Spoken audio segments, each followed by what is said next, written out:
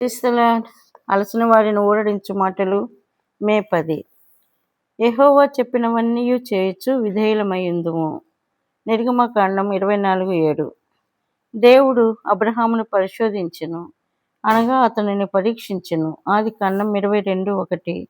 నీవు దేవునితో స్నేహమును అనుభవించవలెనని అనినా, దేవుడు పెట్టు పరీక్షలన్నిటిలో పరీక్షించబడుటకు నిన్ను నీవు రుజువుపరుచుకొనుటకు సిద్ధముగా ఉండవలెను.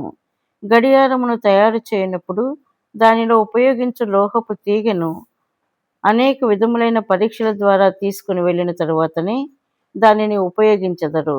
ఆ విధముగానే దేవుడు భూమి మీద మన పరిచర్య ఏమో ఎరిగిన వాడై, దానికి మనలను తగిన వారిగా సిద్ధపరచుట కొరకై అనేక రకములైన పరీక్షలను మన జీవితంలో అనుమతించును. విశ్వాసులముగా మనము నా జీవితంలో ఇది ఎందుకు జరిగినది, అది ఎందుకు జరిగినది అని ప్రశ్నించరాదు. దేవుని అనుమానించరాదు.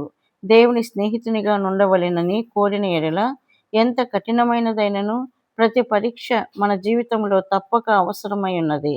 కొన్ని పరీక్షలు మిక్కిలి కఠినముగా ఉండును. అప్పుడు శత్రువు నీ గత పతనములను బట్టి దేవుడు నిన్ను శిక్షించుచున్నాడని మనకు సలహా ఇచ్చుచుండును.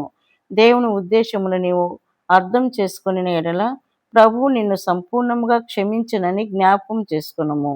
నీవు నీ పాపములను ఒప్పుకొని దేవునితో మనుషులతో సరిచేసుకొనిన ఎడల దేవుడు నీ పాపములన్నీయూ క్షమించి వాటిని కప్పివేసి కడిగివేయును.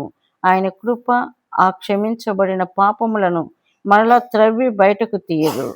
ఇతరులతో విషయములు సరిచేసుకుని దేవునికి విధేయుడవై నీ పశ్చాత్తాపం విషయములో, నీ ఒప్పుదల విషయములో ఆయనకు నమ్మకముగా యథార్థముగా ఉండుటయే నీ పని.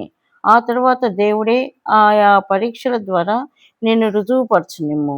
ప్రపంచ చరిత్రలో దేవుని పరిశుద్ధులు అనేక విధములుగా పరీక్షించబడి నమ్మకస్తులుగా రుజువుపరచబడిరి.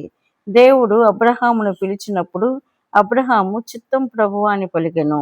ప్రారంభములో అతడు అంత త్వరగా జవాబిచ్చేవాడు కాదు, కానీ కొన్ని సంవత్సరములుగా దేవుని స్వరము వినుటకు సిద్ధపరచబడెను. దేవుడు మాట్లాడెను. అతడు విని వెంటనే జవాబిచ్చెను. అతడు ప్రభువా నాకు 5 లేక 10 నిమిషముల సమయం ఇమ్ము అని అనలేదు.